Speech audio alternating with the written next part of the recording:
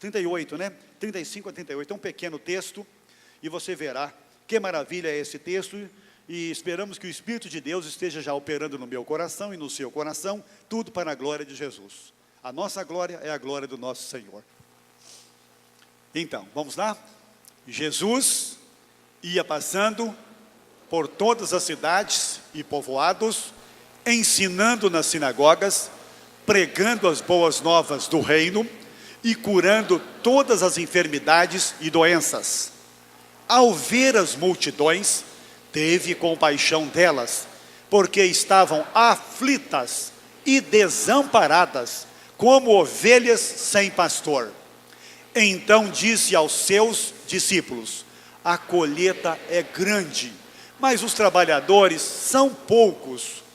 Peçam, pois, ao Senhor da colheita que envie trabalhadores para a sua colheita. Que Deus abençoe essa palavra no nosso coração. Pode assentar.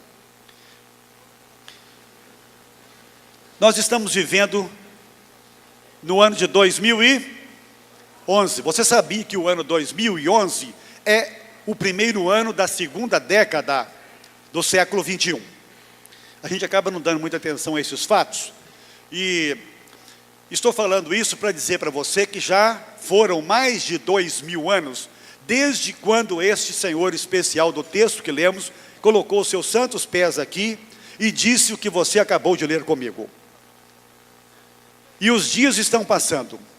E hoje eu e você temos o privilégio de sermos uma geração levantada pelo Senhor, e uma boa parte aqui nasceu no século passado, século 20, e abrimos pela graça de Deus o século 21, e não sabemos se esse século 21 vai receber o 22. Essa é a grande verdade.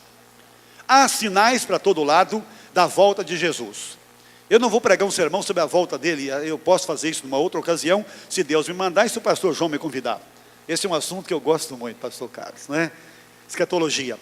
Mas, na verdade, todo o tempo, todo dia, ligando a televisão, Cristiane, você vê sinais de que tem alguma coisa sobrenatural acontecendo na terra toda. Por exemplo, enquanto estamos aqui agora felizes, bem assentados, nesse ar-condicionado abençoado, está havendo uma guerra tremenda na Líbia. Algumas nações estão atacando aquele povo, aquele governo que contra-ataca. O povo do país chamado Japão, da parte do meio para cima, vive um sofrimento desgraçado, miserável, sem saída, sem solo, sofrimentos para todo lado. Há nesse momento guerra travada no Iraque, há conflitos em alguns países da África, há situações adversas agora no Afeganistão, há dificuldades agora na parte norte do país chamado Iraque, entre os curdos, na fronteira ali com o Irã, e logo depois tem um outro país chamado também Turquia. O mundo está sendo balançado o tempo todo, como que se Deus estivesse balançando a raça toda, chamando a atenção dela para cima, já que nós, desde quando nascemos olhando para baixo, já nascemos olhando para a cova, já nascemos perdidos, nascemos pecadores. E aí daí para frente a gente olha para baixo, para a ponta do pé, para o próprio umbigo, e não olha para o alto, não olha para o céu, não olha para cima, não olha para a palavra de Deus. E aí nesse texto, no verso 36, que você tem na mão aí, 35, você lê que Jesus ia passando por todas as cidades e povoados lá no Oriente Médio, na Palestina. Esse Jesus maravilhoso, principal personagem do texto, diz a Bíblia, ele ia passando.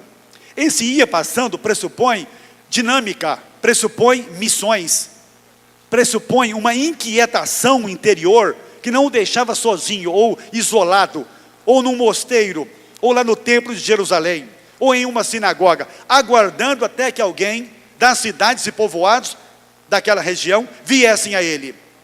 Aqui nós já temos de saída uma grande orientação para nós, que também estamos todo dia indo para vários lugares, todos os dias, a partir de amanhã cedo. Aliás, daqui a pouco no culto terminado, cada um vai para a sua casa, mas a partir de amanhã cedo, nós iremos, um vai para o trabalho, outro vai para a escola, e o outro para o trabalho, e o outro viaja para mais longe, o outro para mais perto, o outro vai de bicicleta, vai de moto, vai de metrô, e etc. O mundo está sempre em movimento, 24 horas por dia. A grande lição aqui que nós aprendemos com Jesus, que é o nosso padrão, o nosso modelo, o nosso Salvador, o nosso Senhor, é de que Ele era o quê? Um missionário inquieto.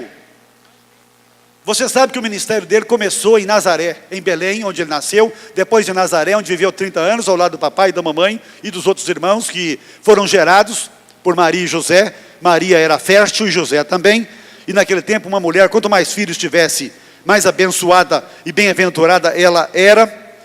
E ele viveu ali naquele contexto de trabalho, na carpintaria, usando suas santas mãos, ajudando o pai, ajudando a família na economia doméstica, preparando-se para os seus três anos e meio de missão e de ministério entre nós. Esse maravilhoso Senhor que assim procedeu ali em Nazaré, foi deslocado dali para o Rio Jordão, foi batizado pelo primo dele, que tinha só 6 meses a mais de vida do que ele, João Batista, chamado precursor do Messias. E então esse Senhor maravilhoso começou a pregar o que você viu ali, a mensagem do reino de Deus. Ele disse: é chegado a vós o reino dos céus, ou o reino de Deus. O ministério dele foi curto, mas foi profundo.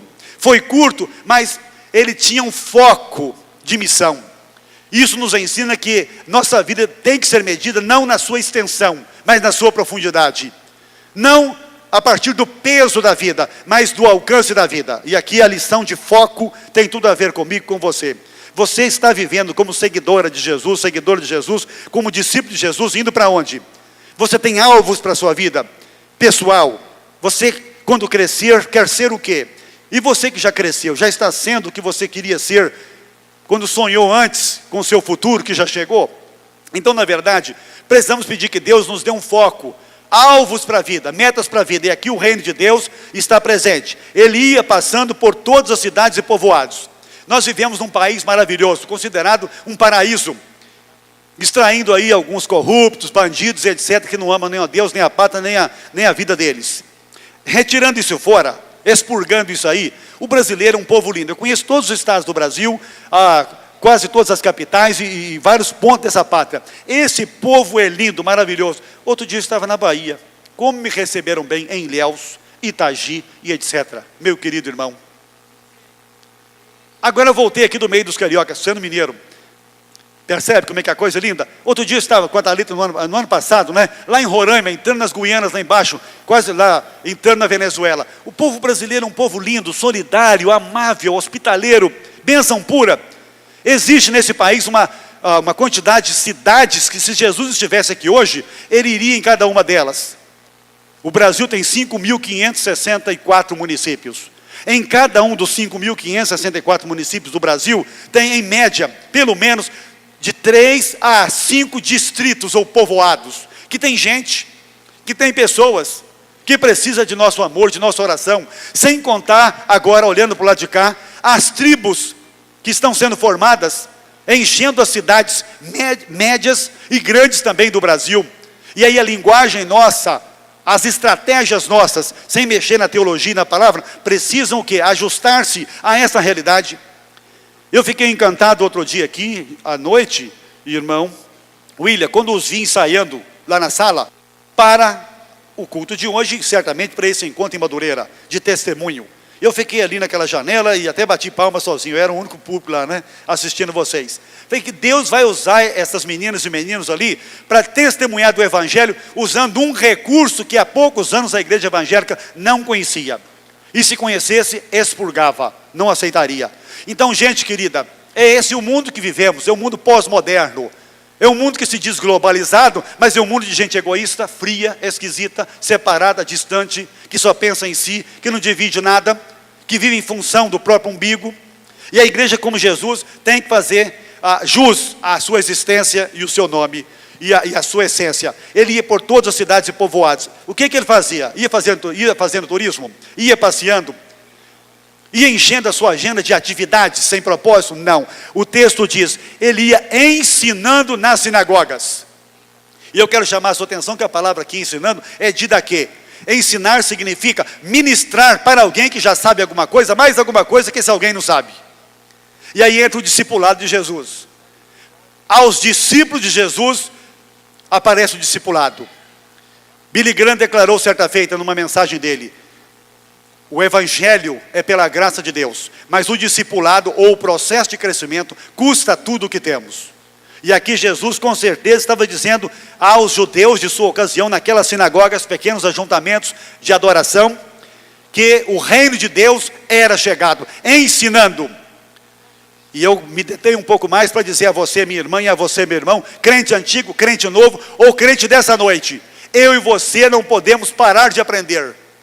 O assunto aqui, ensinar, significa ensinar para saber mais, e saber mais para ensinar a quem, andando com você, sabe menos do que você.